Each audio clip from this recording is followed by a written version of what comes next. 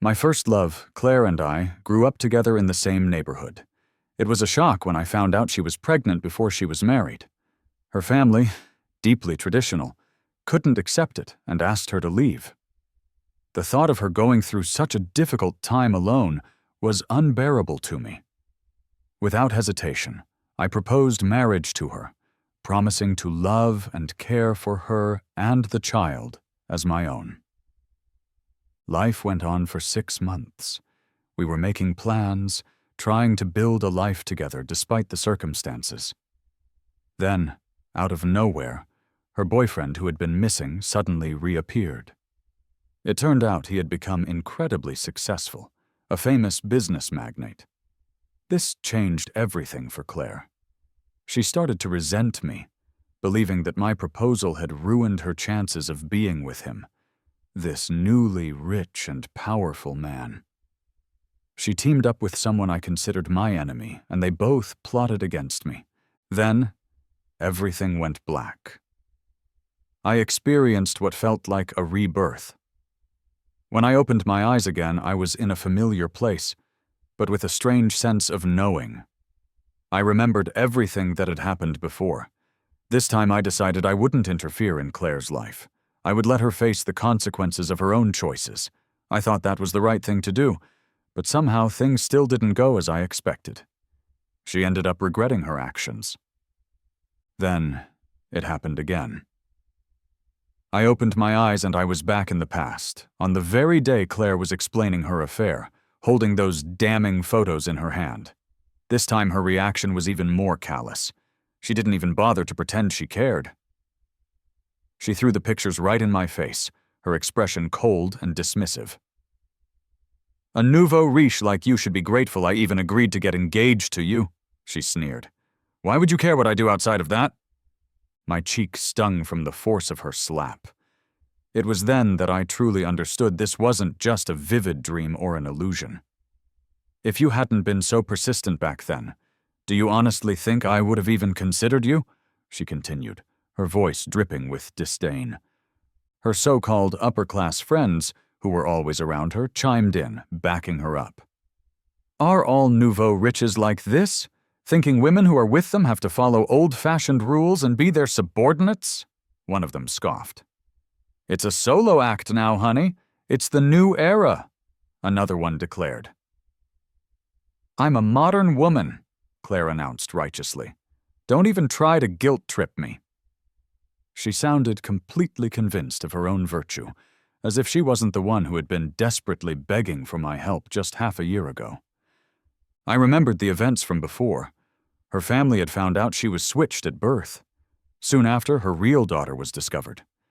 Instead of trying to build a relationship with her biological sister, Claire had made things incredibly difficult. Her parents, concerned about their social standing, hadn't kicked her out until her boyfriend disappeared.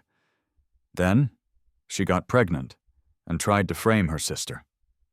That was the final straw, and she was driven out with no money and nowhere to go. That's when she had come to me, full of tears and desperation. "I'll give you a chance to make me love you," she had said then, her voice trembling.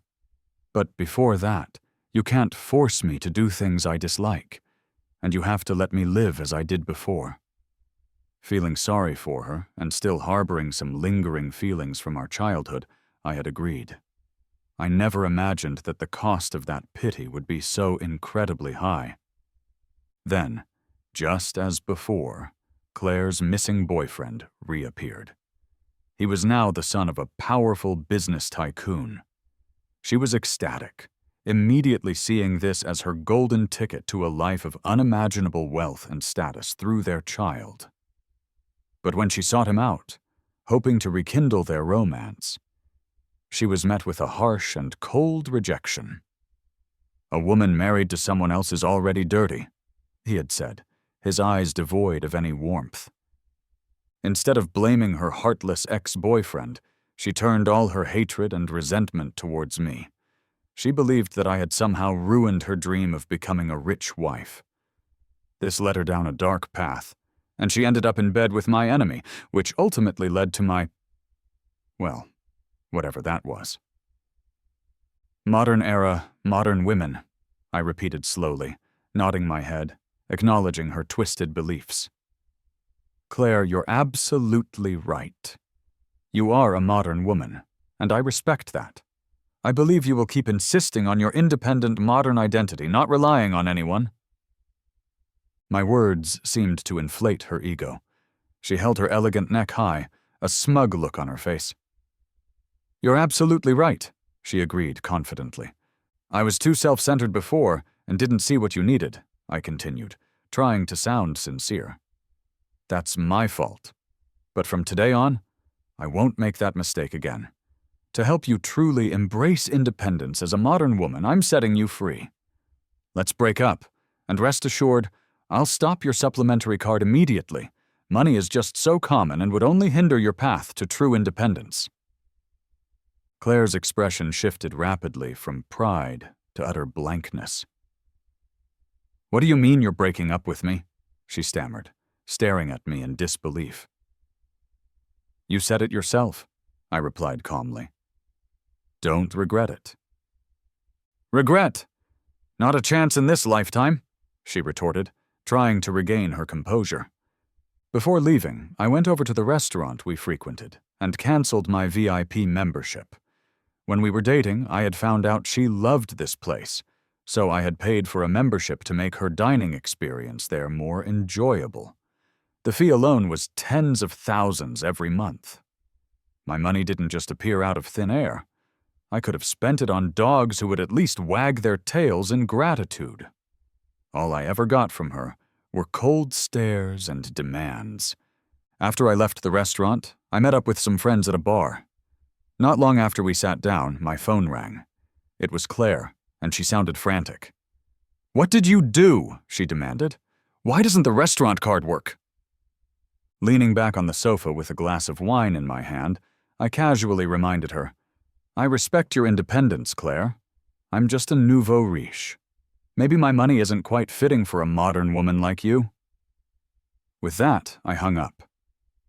Eric, my closest friend, came over cautiously. Did you really break up with her? He asked. I nodded. He looked visibly relieved, patting his chest. I knew Ben wasn't that dumb in love. She was clearly taking advantage of you. You gave her money, connections, even helped her snobby friends find jobs. They were so rude to you too, Ben. I'll be blunt. I think relationships should be mutual. You're good to me. I'm good to you. One-sided effort or exploitation won't last. I nodded, taking a sip of my wine. I sighed inwardly, realizing that after all these years, my buddies seemed to have a much clearer understanding of life than I did. A few other friends also shared their thoughts, echoing Eric's sentiments. That's when I truly understood how mistaken I had been in the past. Claire had once mentioned that she felt some of the guys looked down on her because she didn't have any family backing her up. She claimed they acted inappropriately, especially Eric, who she said had even tried to keep her as a mistress before. I had been furious when I heard that, and started avoiding any event where Eric might show up. Over time, our friendship had become distant. But now I saw things differently. Eric wasn't the one in the wrong. He was just a convenient scapegoat for Claire's manipulations. We drank and talked until the early hours. When I stepped out to get some fresh air, I ran into two people I would have preferred to avoid forever. My arch-enemy, Oscar, and, standing beside him, someone all too familiar, Claire's long-lost ex, Owen. By some strange twist of fate, I was hidden by a large money tree, and the dim lighting kept me unnoticed for a while. You need to lay low a bit longer, I heard Oscar say, his voice low and conspiratorial.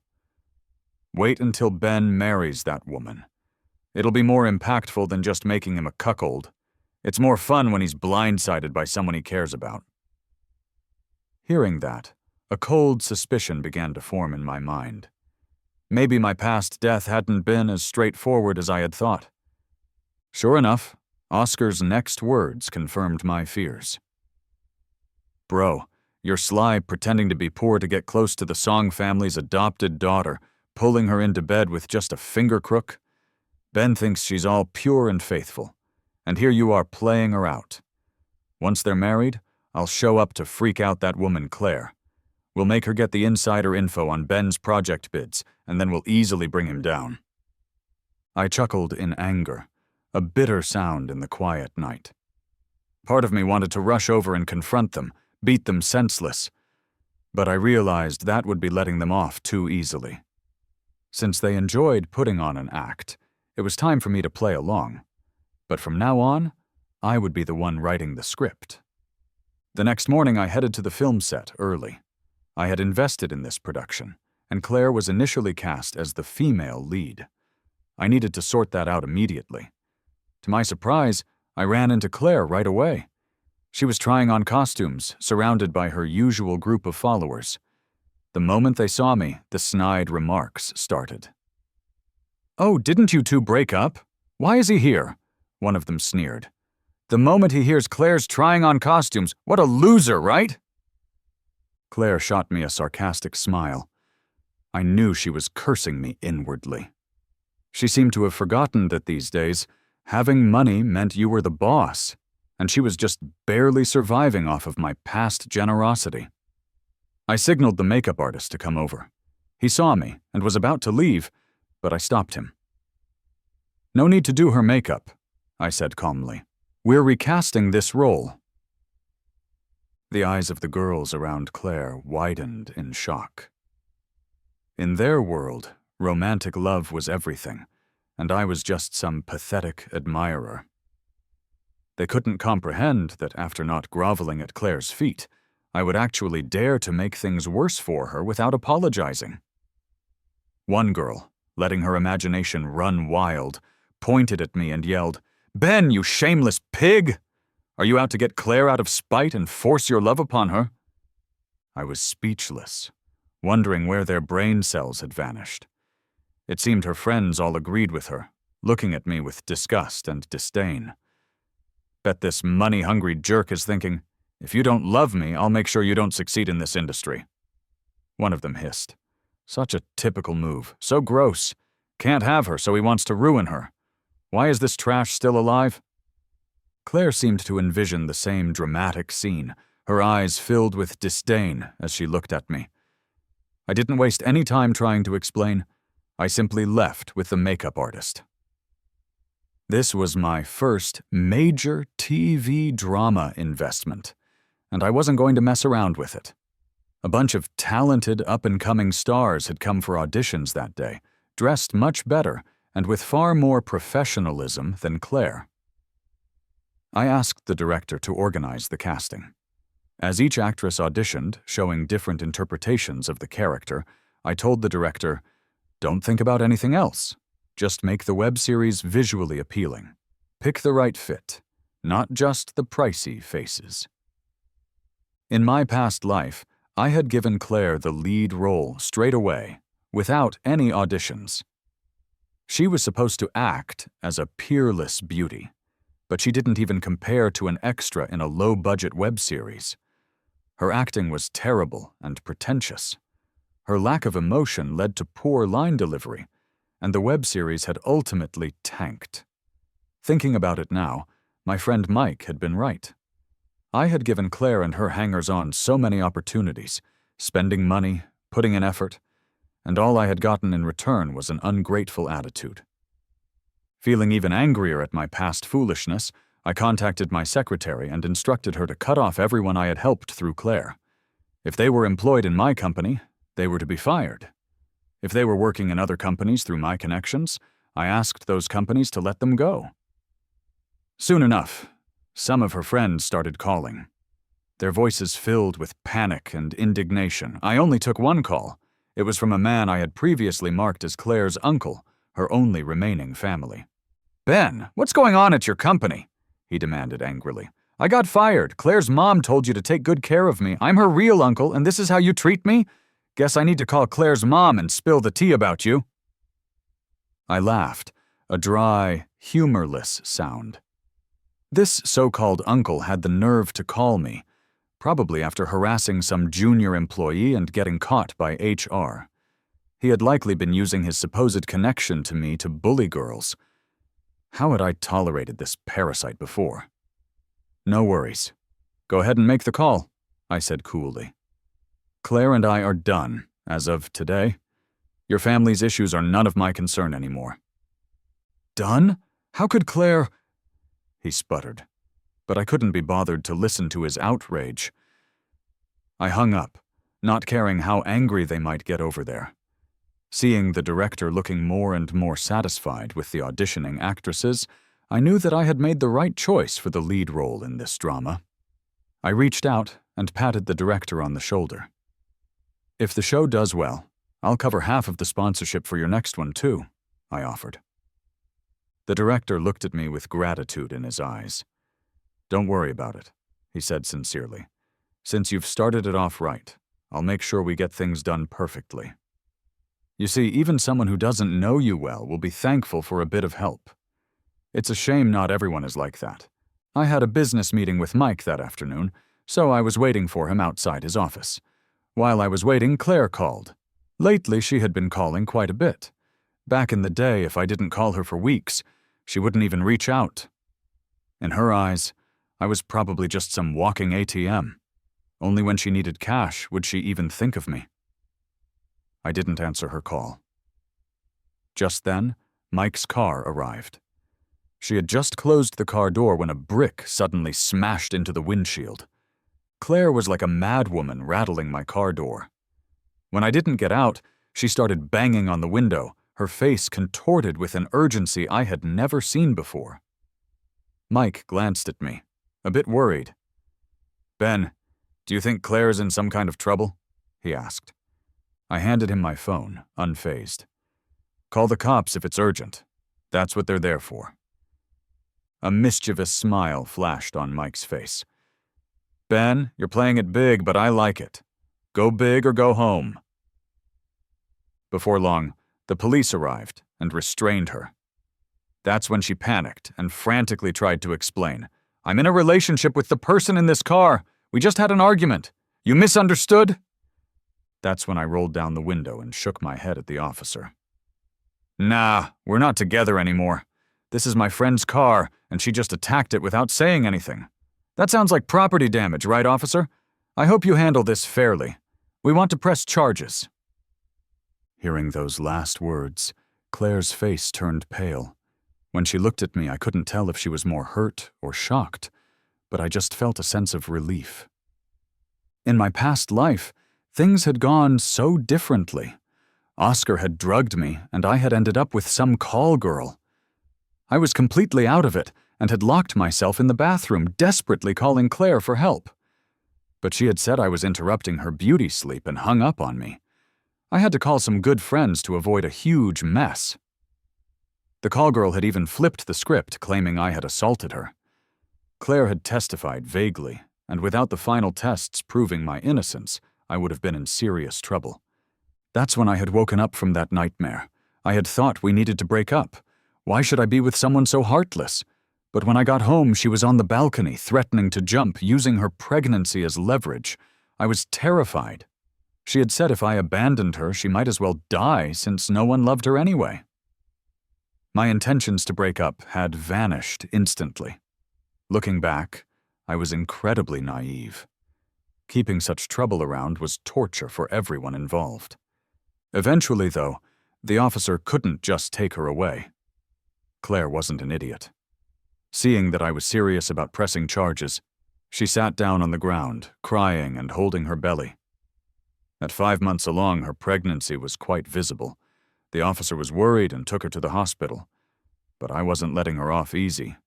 I had my lawyer send her a compensation notice for the damage to Mike's car. Later that night, at a party with flashing lights and loud music, my phone was heating up with calls. I sipped my drink and finally answered as the battery was about to die. Claire's voice was shaking on the other end. Ben, why are you doing this to me? You know I'm broke now. How can I possibly pay you back? I laughed, a short, mirthless sound. Even siblings need clear accounts, Claire. An ex should be as good as dead to each other. But you started this. Claire was stunned. She probably thought I was trying to win her back somehow. She had no clue that I was truly, completely done with her. Mike leaned in, teasing. "Happy now, Ben? Doesn't want you anymore?" Then, gesturing towards some girls across the room, he added, "Hey, Ben, see those girls eyeing you? Someone might have a crush on you." Claire screamed out, her voice shrill and desperate. "Don't flatter yourself. Who would want a nobody like Ben?" I felt this scene was dragging on. I hung up and sent a message to my private investigator. Give Claire some info about Owen. After all, he's the kid's real dad. In my past life, that guy had hated me so much he had joined forces with Oscar to ruin me. Now I would just make sure Claire reunited with him sooner. They were both single now, after all. He couldn't just abandon his baby's mom, right? Sure enough, unable to pay me back, Claire took the information about Owen and went to find him. When she discovered that Owen was actually a wealthy heir, she wasn't mad at all. Instead, she seemed to revel in the idea of revenge. She called me that day, her voice dripping with arrogance. "You want your money, huh? Watch me show you what real wealth is." I knew why her attitude had changed so drastically. She must have found out about Owen's background. I arranged for Mike to come along when I met with Claire. It was his car that had been smashed, after all. He had every right to be there, too. When we arrived at the designated meeting spot, Claire was standing by a sleek car, arms crossed, looking at me with disdain. "Nobody gets worked up over a few grand. Classless," she sneered. Mike wasn't having it. He shot back with a snide look. "Oh, look who's talking down on a nobody. Seems like someone forgot whose stuff they've been using these past few months, who dragged you home when you were looking like a lost puppy. I gotta say, Claire, you're pretty impressive. You complain about your benefactor as soon as they put food on your plate. Wouldn't be surprised if you picked that up from your nasty mom, actually. Who am I kidding? You're definitely 2 peas in a pod. How else would you pull off playing dumb just because you couldn't shell out a few $1,000 and now act all high and mighty? Found yourself a new sugar daddy, huh? Does your new guy know you're a total backstabber? Ben's done so much for you, and you go and cheat on him. Honestly, taking care of you is worse than caring for a dog." Claire's face went dark with anger, but she didn't say a word. She just looked away, as if waiting for something. Waiting for Owen, maybe. Sure enough, in no time, the 3 of us noticed something was off. Claire's demeanor instantly changed from prideful to that of a poor victim, tears welling up in her eyes almost instantly. "You don't have to be so aggressive," she said, her voice trembling. "It was just a little accident with your car, right? I'll pay you back immediately." She then locked eyes with the guy in the middle of a trio walking towards us, her eyes showing a strange mix of longing and love. She quickly walked over to him, clutching his wrist passionately. "Owen, I thought something happened to you. I looked for you everywhere. I have so much to tell you. I'm pregnant. It's yours. We're going to have our first baby." Owen's expression cracked. He glanced nervously at the girl standing beside him. She was stunning, dressed elegantly. Hearing Claire's words, what had been a smiling face turned cold fast. She looked at Owen, scoffed, and stormed off. Owen looked like he wanted to run after her, but Claire held him back, clinging to his arm. Claire seemed completely oblivious to the situation and kept on professing her feelings, telling him how hard things had been for her. I just watched the girl's retreating figure and chuckled softly. Wasn't that the woman who ended up marrying Owen in our previous lives? She had certainly upped his net worth by quite a stretch. Now, with this drama unfolding, the future looked dicey. Despite how things had escalated, Owen wasn't outwardly angry. I wondered how deep his facade ran. He showed apparent affection for Claire, held her hand, and even paid off the debt for the car damage. But who would have thought that the next day I would be trending online? The headline was straightforward, something like, "Wealthy playboy dumps pregnant rich girl," and Millionaire heir protects his first love. I was labeled the heartbreaker. The girl who had smashed the car was portrayed as acting out in anger after finding out she was being played, and I, the jerk, had actually made her pay for it. The comments were brutal. Such shamelessness. Players like him should just drop dead. Anyone know which company this guy runs? I'm boycotting his products for sure. Scrolling through all the hateful comments aimed at me, I wasn't upset. I was just waiting to see what would come next. Claire, on the other hand, seemed genuinely touched to see so many people speaking up for her.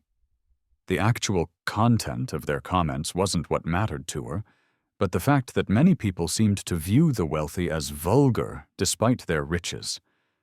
In her mind, you could go to any lengths to get what you wanted. She went live that night, swearing to take me down. Owen and I were truly in love. If it weren't for this twist of fate and him butting in, I would have never been with him. He's loaded and powerful, while Owen and I are just regular folks. It's already tough enough for ordinary people these days. At first, folks online sympathized with her, thinking I was some jerk buying love with money, especially with the nouveau riche label floating around. Plenty of people assumed I was a fat, middle-aged guy. The narrative of a young, beautiful girl choosing me in her prime, getting pregnant, and then being dumped was a perfect sob story. I hit back by posting the chat history between me and Claire online. As for the fat and greasy accusations, some of the actors I had invested in stepped up to vouch for me. Ben is the most handsome investor I've ever met, one of them posted. Claire's like the ultimate drama queen. It feels like she's marketing emotions. If you love me, you must love everyone I love. And the guy is super loyal, huh? Thought she'd change her mind. Rich and handsome, not to mention loyal. Why isn't there someone like that for me? From that moment, public opinion started to shift. Those who had initially said they would boycott my company's products began to hold back, partly out of guilt and partly to see the drama unfold. After all, gossip in the entertainment world was common, but a juicy high society scandal was rare.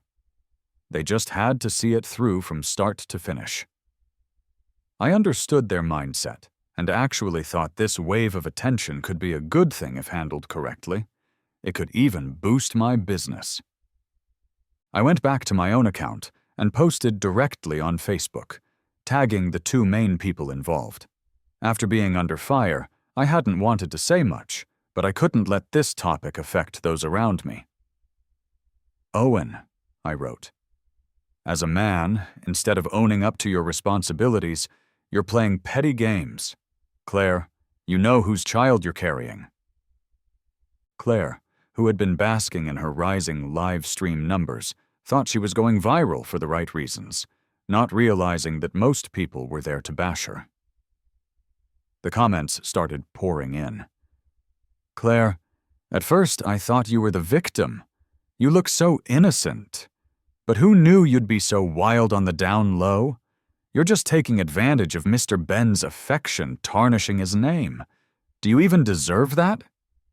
Claire watched the hateful comments roll in, her eyes quickly turning red. You guys must be Ben's hired trolls, supporting Ben. Who do you think you are? She yelled at the camera. She couldn't fight against all these internet users alone. It didn't take long before she couldn't even speak anymore, her face a mask of fury and desperation. She looked at Owen beside her and said frantically, Owen, send these people a lawyer's letter. They're just as low as Ben. I want to sue them until they have nothing left. She was getting more and more agitated, speaking nonsensically, and even dragging Owen further into the mess. By the time Owen realized the extent of the damage, it was too late. He was so mad he slapped Claire across the face. Shut up! Who told you to say I was here? The live stream ended abruptly, and Claire's face disappeared from the screen. Looking at this woman, I suddenly felt a bit estranged. How had I ever fallen for her in the first place? It was probably because of a childhood encounter. My dad had made some money from investments, just enough to get us into this higher social circle. He had brought my mom and me from the countryside to live with him in the big city. Entering this new world, I felt uneasy living in a large house with only a few people around. The kids of the same age living in the neighborhood would often pick on me. One time they had taken it too far and locked me in a basement warehouse. It was really cold and suffocating down there. My cries for help grew weaker and weaker. Just when I was about to pass out, a little girl had opened the door. That's how I had first met Claire. Little did I know that the seemingly innocent and kind girl from back then would turn out like this. It was truly disheartening. The Facebook post had garnered a lot of attention, putting the three of us on the front page of social news. Many people stood by me, expressing their support. Mike texted me, saying that a lot of folks on Facebook were boycotting Owen's businesses, and this had caused a huge stir. It had even negatively affected Owen's family's stocks. You could imagine how furious his family was. Owen was the first to bear the brunt of their anger, ending up in the hospital and having his bank cards cut off. Claire got kicked out as well, left to fend for herself.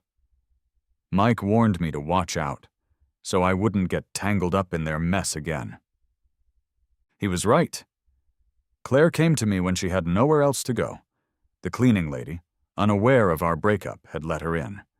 Claire shoved a suitcase towards me, looking utterly humiliated. "Ben, you really planned this well, knowing it would make me come back to you." "Fine, I'm back now. Delete the stuff on Facebook. Don't you know you're ruining me with that?" I looked at her quietly and smirked. "Miss Claire, I think you've misunderstood. I haven't posted anything to ruin you. I was just stating facts. I hope you understand that we're not together anymore, and I've never thought about bringing you back into my life, so I really don't want you here." I called the housekeeper to escort her out. Claire wasn't useful to me anymore. I heard she had gone to the hospital to ask Owen for money to stay in a hotel, but had been thrown out again. Desperate, she recalled the time when she was first kicked out of her family. She wanted to get back with me, trying to engineer a chance meeting, but Mike had foiled her plans every time. Mike had felt obligated to tell me about it. I hadn't wanted my buddy to keep getting dragged into the same mess. But sure enough, I ran into her at a club the next day. She was visibly pregnant, and a bunch of guys were forcing her to drink, completely ignoring her condition. She couldn't resist, and drank tearfully. When she caught a glimpse of me, her tears seemed like broken pearls falling endlessly. "Ben, please help me," she whispered. I paused my steps, pulled out my phone, and dialed the police. Before leaving, I glanced at the open-door surveillance of the club. I heard commotion coming from a private room. The men forcing her to drink were calling for help. "Owen, we've been double-crossed! That punk called the cops! Help us out and don't let my family hear about this!" I understood what was going on. It was a business tactic they loved to use. They must have noticed the attention I was getting online, with many people speaking up for me. This was a double-edged sword. If I had gone to help her, the surveillance footage would have likely been edited and posted online. I could almost predict the reactions. Some might think Claire and I were getting back together. Those who had condemned Claire would feel betrayed. The other possibility was, if I didn't intervene, I'd be seen as cold-hearted. They hadn't seen my third option coming.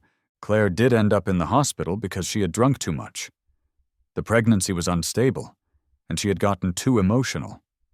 She lost the baby. Owen didn't visit her because he had his hands full, dealing with the aftermath of the club incident. The friends he had called to help were all sons of wealthy families. Unlucky for him, helping him had led them straight to jail. He had spent a fortune and pulled every string he could to get them out, but word still spread. Those families had gone directly to Owen's family to find out what had happened. I didn't know all the details, but what I did know was that Owen was finished. He had been booted out of his family's decision-making circle and would never have a share of their wealth again. Oscar had lost his right-hand man, but things weren't over just yet. I sought out Claire. She couldn't even afford her hospital bills, so I paid them. For the first time, she looked at me with something other than disdain. "Are you here to laugh at me?" she asked, lying on the bed, her eyes blank. I shook my head and placed a bank card on the nightstand, but I felt no sympathy anymore. "That day, I wanted to help you. It was you who pushed me away." She seemed dazed, covering her eyes with her hand. "But now it's too late. I have nothing left." Tears rolled down her cheeks. "They don't want me anymore. Their real daughter came back. They raised me, then tossed me aside. Owen changed on me. He promised to treat me well forever." I chuckled angrily and showed her a video on my phone. It was a recording of when Owen's connection to Oscar had been discovered. "Bro, you're really good. Pretend to be a poor guy to get close to that adopted girl with just a gesture. You had her in bed. Ben thought she was some kind of saint when you had her already. Once they marry, I'll show up to shake Claire, get her to help with Ben's company's bids, and we'll crush him without much effort." Claire's expression went from sadness to hatred. "He tricked me.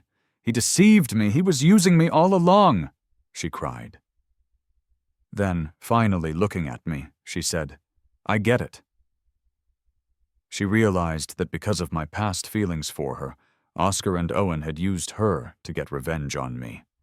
To them, Claire was just someone to toy with. They had never cared about her. But often, it's those small players who sting the worst. "I can help you," I said. "Just taking down one brother isn't enough. I always go for the root." I handed her another bank card, letting her choose her own path. The decision was hers. My role was to observe from the sidelines. Thankfully, Claire found the right path herself, just like in the past. She discovered how to get close to Oscar the fastest. I made it seem like I still had feelings for her. Sure enough, Oscar bit the bait. He started approaching Claire more often, even inviting her out for drinks. I sat at the next table, quietly listening to Oscar's lies.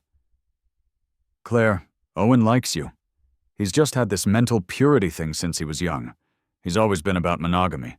When he got distant, it was because he believed you were with Ben. You need to understand him." I sipped my water while listening to Oscar's nonsense.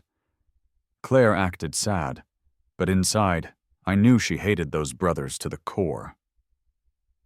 "I was just using Ben," she said to Oscar, playing her part perfectly. "Oscar, help me. How can I get back with him?"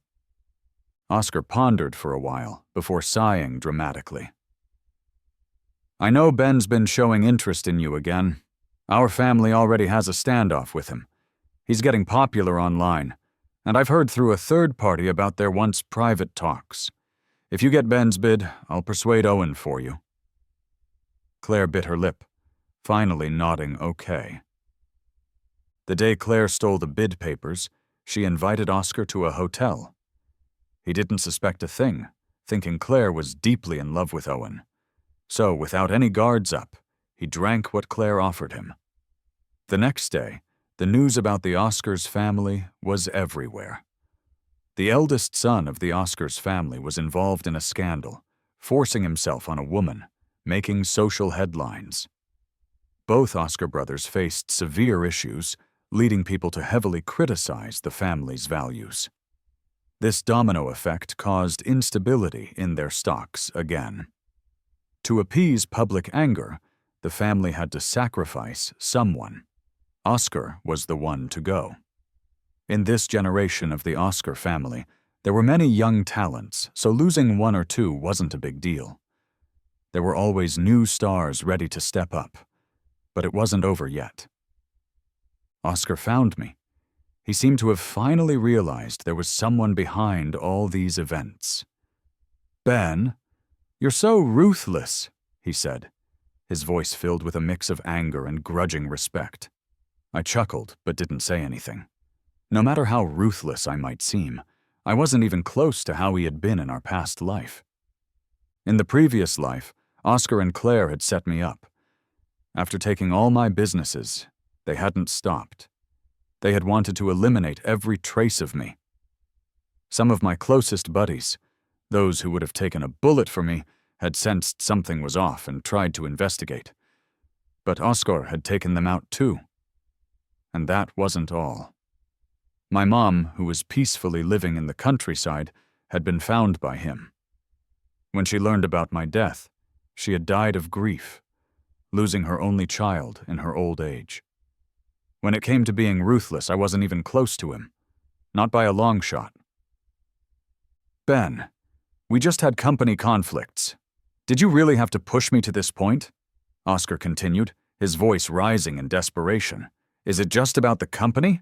Are you sure you really know nothing about Claire and Owen? Oscar suddenly seemed to understand why all these things had happened recently. It was all because I had planned it. Ben, it was you! I won't let you get away with this! I signaled to the bodyguards waiting in the distance to take control of the raging Oscar quickly. As for his threats against me, well, he could try when he got the chance. I would be waiting for that day. My business here was pretty much done. I handed over the company matters to my subordinates and headed back home for a visit. After Dad had passed away, Mom had returned to our country home, saying she wanted to spend the rest of her life there. I had respected her wishes and let her be, even though I kept a close eye on her health and hired a private doctor to care for her. This time I came back unannounced. Before I even reached the yard, I heard laughter. Opening the door, I saw a pretty woman chatting with my mom. They were laughing heartily. Unfortunately, my arrival broke up this cheerful moment. Mom waved me over, lovingly introducing the woman. You've always wanted to meet your savior, right? Here she is. Heaven sent her back to us. I was stunned. My savior? Based on what Mom said, I realized I had been completely fooled by Claire. It wasn't Claire who had gotten me out of that basement all those years ago. She was just an imposter who had taken credit for everything. My real savior was Linda, the young lady we had just found. Later, as I lay in bed that night, I laughed bitterly at how foolish I had been. Linda and I got along well, but I hadn't pursued anything romantic. I had been worried I might accidentally hurt her, given my past mistakes. That would have been incredibly disrespectful to her. Thankfully, she didn't seem to mind my reserved behavior. We talked about everything. Work, life. Life felt peaceful, which was a welcome change. I decided I would just keep watching over her as my way of compensating for my past disrespect. But unexpectedly, it was Linda who broke the calm. One evening, she had gone out somewhere and had come back incredibly drunk. I had carried her home, and as I laid her on the bed, she had yanked my tie, pulling me closer. Ben, why don't you like me? She had asked, her question making my heart race. My voice trembling slightly, I replied, Who says I don't like you? The truth was, I did like her a lot. Things naturally progressed from there, and Linda and I eventually got together. As for why she had gotten so drunk that night and asked those questions, she wouldn't tell me, and if I pressed, she would just cling to me and I would give in easily. Before Linda and I were married, I got a call from an unknown number. It was Claire. Her voice was filled with pain, but also with a strange sense of relief. Then I dreamt about you, she said softly. In the dream, Oscar and I killed you. I even took out your family. I stayed silent, a cold feeling washing over me. It felt like these things had actually happened in a past life. I have this feeling. So in this life, I'm trying to atone for it, she continued. Lastly, I wish you and Linda a happy marriage. May you have many years together. Thank you, I replied, the word feeling a bit strange on my tongue. No matter if she truly meant it or not, I treated her words as a blessing. As for everything else, even if I knew more about her motivations, I wouldn't say anything. The past was the past. Why dwell on it?